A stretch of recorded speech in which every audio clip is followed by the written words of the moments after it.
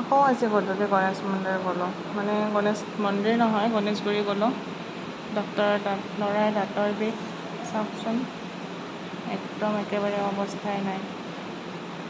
দাঁত এটা বকে খাই পেলাই মানে পূৰা গাত হৈ গৈছে। তাতে এদিন আগতে গৈ আহিলোঁ, আজি আকৌ ড্ৰেছিং কৰিব মাতিছে 2 দিন পিছত। তাকে ড্ৰেছিংটো কৰাই ল'লোঁ। RCT প্ৰচিডিউৰ বুলি কয় এইটো। এটা প্ৰচিডিউৰ কৰে সিহঁতে, মানে দাঁতটো চাফা কৰি দিয়ে।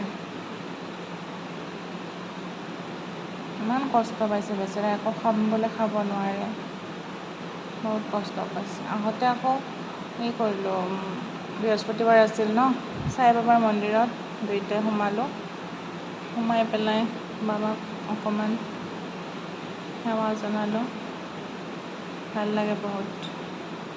প্ৰসাদো দিয়ে চাওকচোন, লাইন